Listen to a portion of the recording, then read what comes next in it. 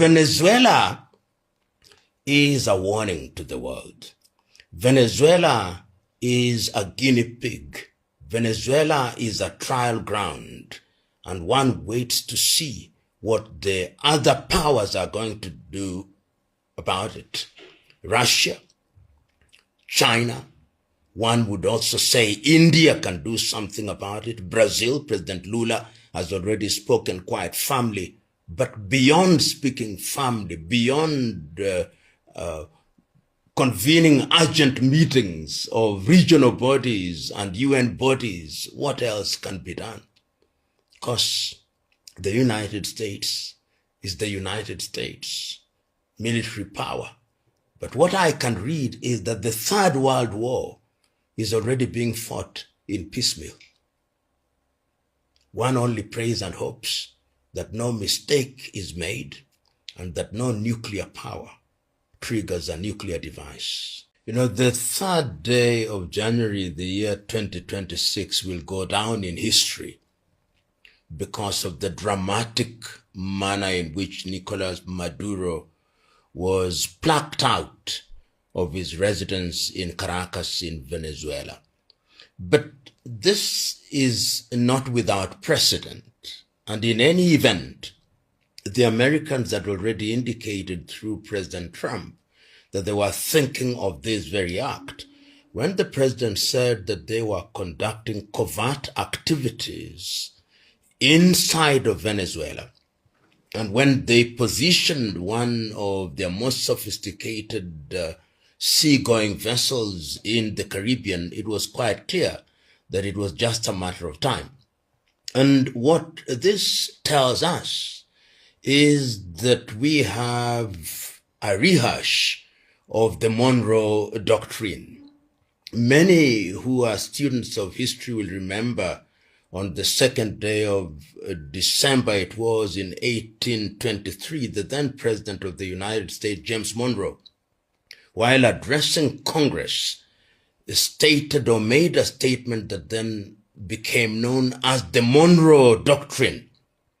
At that time, the target were the European powers who were engaged in colonization. Today, we can actually talk about the Trump Doctrine. And the Trump Doctrine, when I think about it, reminds me of an event on the 30th day of September, 1862, Otto von Bismarck, when he told the Prussian parliament that the issues of the day will not be resolved by resolutions and speeches, but by blood and iron. The Trump Doctrine is that the issues of the day will not be resolved by speeches and resolutions, but by missiles and drones and warships. And this is gunboat diplomacy at its very best. Trump is saying, in order to make America great again, America must be the hegemon of the world. America must be the policeman or policewoman of the world. And what is right is what America says is right.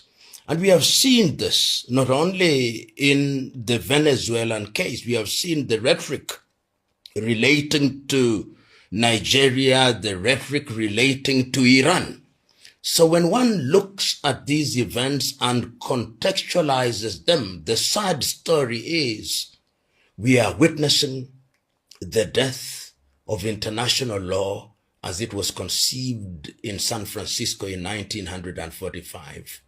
Begging the question, is the UN relevant, or it should be re-examined in the same way that the League of Nations was? As for Venezuela, I think the President of the United States has been very clear.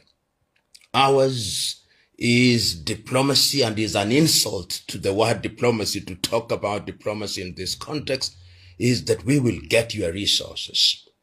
Hear him say, we have companies that are going to exploit the resources of Venezuela, and we are going to ensure that the resources and the funds realized will be helped to grow Venezuela. We are going to run Venezuela. If one doubted that colonization, classical colonization is back, it is. And Trump is saying it without mincing any word, without batting an eyelid. And Venezuela, in my view, is a test case. If I was in Colombia, I would be very worried, because he is saying you are facilitating what he calls narco-terrorism. And he is the judge, jury, and executioner. It is a sad day for international law. It is a sad day for the question of sovereignty and equality of nations. That a country's head of state can be plucked out, handcuffed, and taken to a foreign country to face charges. However legitimate it is sad. But as I've already indicated, it is with precedent. Noriega in Panama, Saddam Hussein, Muammar al-Gaddafi, and even as early as 1903 with Panama, one may even say with Haiti, Jean-Bertrand Aristide. Dangerous times, sad times, the law of the jungle, survival of the fittest, and the dying of the least suitable. In my view, international relations is very nuanced. Because what would they do? Would they invade the United States of America? Because that is the best thing that something should happen, that missiles should now be directed to the United States of America. But things don't work that way. The only thing that has now happened is that all the arguments that the Americans had against everybody else, against Russia and Ukraine, are now illegitimate. The argument that they have against China invading Taiwan are now illegitimate. And it also gives very bad ideas to some of former colonizers and neo-colonizers that you can actually go into a country and because you are a nuclear power, nothing will happen. That is the danger. The best that the friends of Venezuela can and are already doing is to condemn the United States of America to hold sessions at the UN. But if you listen to Trump's speech at the UN during the last General Assembly, he has contempt for the UN. He was insulting UN. He was insulting the countries. And he is saying it is the United States of America that counts. The rest of the world does not count.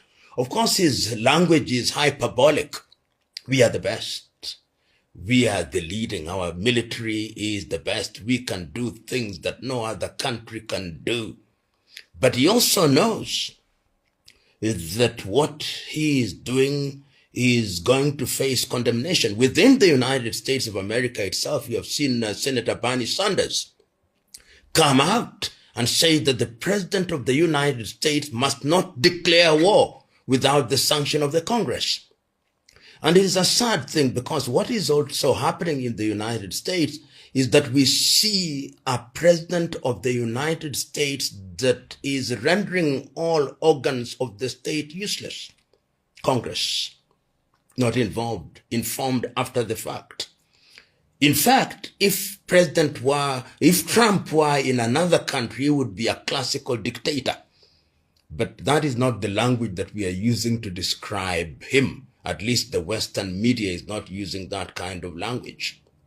But it tells you that the year 2026 and beyond is going to be a year that is defined by unilateralism. But remember that when they talk about having control of Latin America, they are very careful in not talking about Brazil or Mexico. The countries that are being scared are the small ones, and it appears that resources is what is defining American policy under Trump. And we have seen it, the transactional manner in which he signed an agreement with Ukraine, the transactional manner in which he signed an agreement with the Democratic Republic of Congo. So Venezuela is a warning to the world. Venezuela is a guinea pig. Venezuela is a trial ground. and one waits to see what the other powers are going to do about it. Russia, China, one would also say India can do something about it. Brazil, President Lula has already spoken quite firmly. But beyond speaking firmly, beyond convening urgent meetings of regional bodies and UN bodies, what else can be done? Because the United States is the United States military power. But what I can read is that the Third World War is already being fought in piecemeal. One only prays and hopes that no mistake is made and that no nuclear power triggers a nuclear device.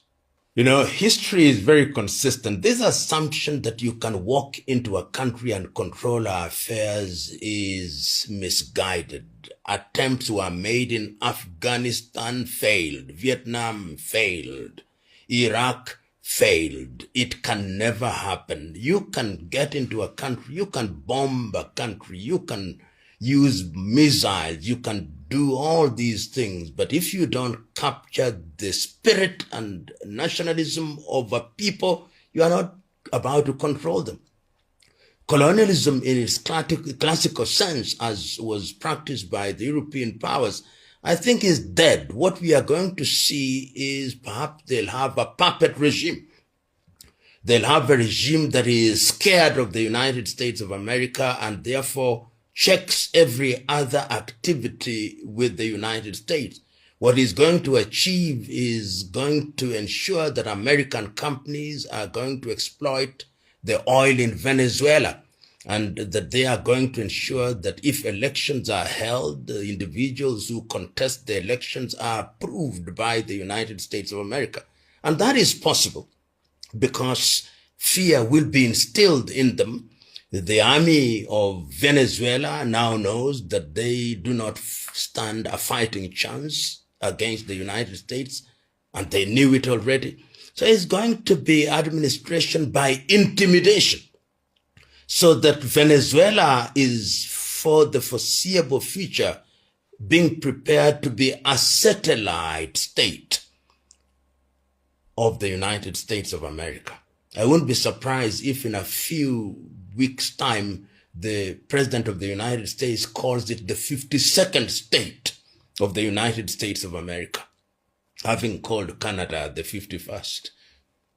So that is the kind of rhetoric that one is going to see. But yet I believe that a post-Trump environment is going to be an environment of repair.